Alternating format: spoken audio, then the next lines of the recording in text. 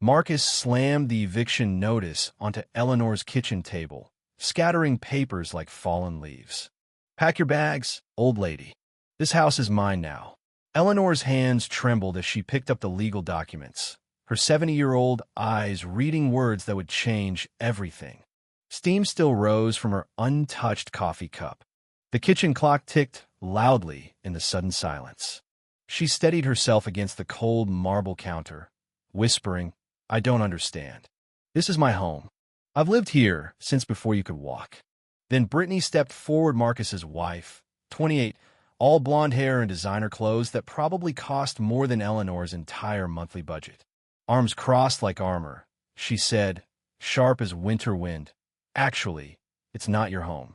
The deed says Marcus inherited this property from his biological mother.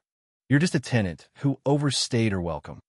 Eleanor had raised Marcus since he was 8, witnessed his first day of school, graduation, wedding. She worked double shifts as a janitor to pay his tuition. Now, he stood in her kitchen like a stranger. Brittany added, "You're not even family. Blood matters. Marcus has supported you long enough." Those words hit Eleanor like punches. Rumors had been swirling in the neighborhood as she was exploiting Marcus's success, that elderly people should know their place. Yet she remained composed. "I understand," she said quietly, dignity intact despite the world falling apart around her. Marcus shifted, his face softening briefly, but Brittany cut in, "She's had 30 years of free housing, that's more than most get." Eleanor nodded slowly. She taught Marcus kindness and respect. But people change. They forget where they came from. Neighbors had long thought Eleanor was just a quiet cleaning lady living off Social Security and Marcus's charity. They didn't know about the secret phone call she cut short when Marcus entered, or the stack of unopened mail marked confidential on her counter, or the antique jewelry box catching sunlight with diamonds hidden in plain sight. 3 days later, Marcus warned, "I'm changing the locks Monday." On Friday morning, Eleanor stood in the doorway of what had been her home for 30 years, one suitcase holding her entire visible life. Neighbors gathered, some watering plants, others staring openly. "Poor thing," Mrs. Chen whispered. "Where will she go at her age?" "Marcus is doing the right thing," Mr. Rodriguez said. "Young people need to build their own lives." She had a good run. Eleanor heard every word. The'd already decided her fate, an elderly woman past her usefulness. Marcus appeared, phone in hand, recording her departure for legal protection. He said loud enough for her to hear, "In case she tries to come back." 27 years of memories packed into 40 pounds of belongings. Eleanor whispered, "I taught you better than this, son." Marcus looked away. "Things change," she said. "People take care of themselves." The bus arrived with a screech of brakes and diesel fumes. Eleanor climbed aboard, suitcase bumping the steps, and found a seat near the back. She watched her neighborhood disappear through smudged windows. The bus driver, a middle-aged man with kind eyes, caught her gaze in the rearview mirror. "You okay, ma'am?" "I'm fine," Eleanor replied, and for once, she meant it. Something inside had shifted during those 3 days of Pakinga quiet strength she'd almost forgotten. The bus rolled into downtown Chicago, suburban lawns giving way to glass towers. She made this trip for 40 years, but never as a homeless woman. Her phone buzzed, a text from Pastor Williams at St. Mary's Church. "Your room is ready. God provides." Eleanor smiled softly. God had been providing all along, just quietly. Somewhere in those towers, people in expensive suits were making decisions worth millions, oblivious that one of their own was riding the bus to a homeless shelter. Eleanor descended the concrete steps of the church basement of the shelter. The smell of disinfectant mixed with unwashed bodies and institutional food. Janet, the shelter coordinator, greeted her with a clipboard and a voice that oozed gentle condescension. "We'll take care of you, honey." Eleanor had heard that tone before, the way people speak to elderly women, assuming helplessness. She nodded politely and followed Janet to cot 14. "Bathroom's down the hall," Janet said slowly. "Dinner's at 6, lights out at 10. Be respectful of the rules." Eleanor unpacked her few belongings to scratchy wool blanket, reminding her of childhood winters. But this was no childhood, this was survival. A younger woman on the next cot watched her. "First time?" she asked. "Yeah. You get used to it. Name's Crystal. Been here 6 months, kicked out by my boyfriend." Crystal's tired eyes told stories Eleanor knew too well.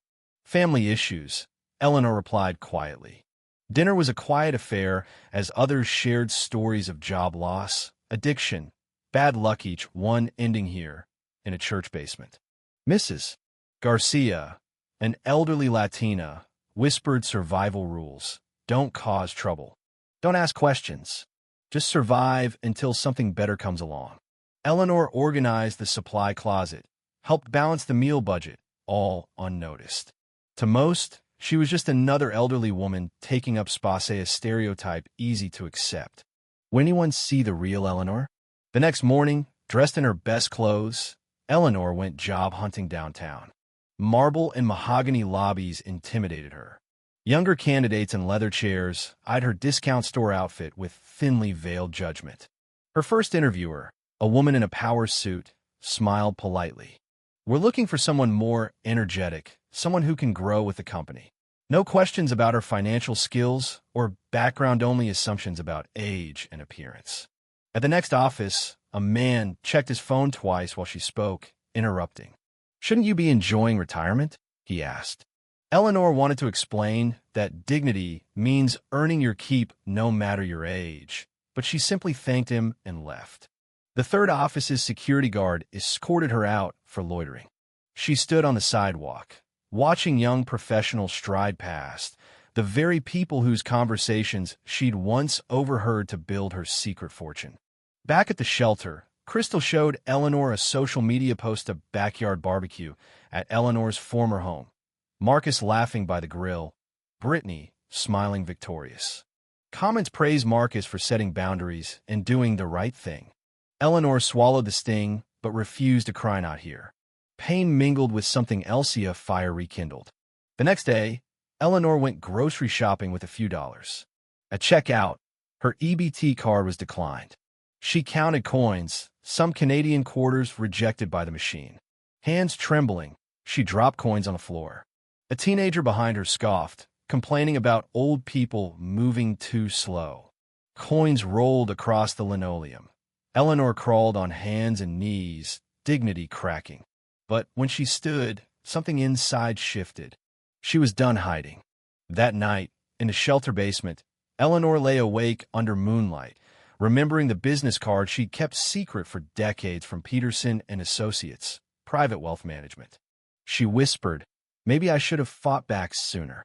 Memories flooded back Marcus at 8, crying after his mother's funeral, her promise to never let him be alone. 30 years of sacrifice. Was love not enough? She wondered. She realized she'd hidden her true self, hoping humility would protect them. Instead, she'd made herself invisible and disposable.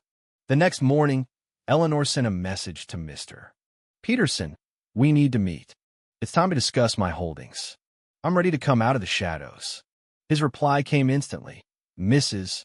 Williams, I've been expecting you. See you at 2 p.m. at the law office." The lawyer's eyes widened at the extent of her assets, over $127 million plus real estate. When Eleanor requested to disinherit Marcus and Brittany, he hesitated. "Are you sure? These decisions are hard to reverse." She thought of eviction notices, public humiliation, grocery floors. "I'm certain," she said, "but I'm giving them a chance to earn forgiveness." That evening, Eleanor returned to her former home. Marcus greeted her with irritation. Brittany sighed dramatically. The family photos were gone, replaced by cold, modern decor. Eleanor calmly laid out her portfolio. Marcus's face drained of color. Brittany snatched the papers, denying their authenticity. "I've been rich all along," Eleanor said. "I chose modesty to protect us. I paid my own bills." Marcus paced, pleading. Eleanor asked softly, "Am I family? Because 8 days ago, you told me I wasn't." She played a recording of their cruel words, calling her a freeloader, saying old people need to know their place. Marcus paled, apologized.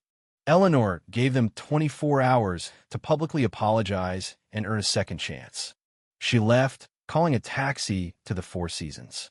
The driver looked at her simple clothes in disbelief. She smiled, tipping generously before the ride began.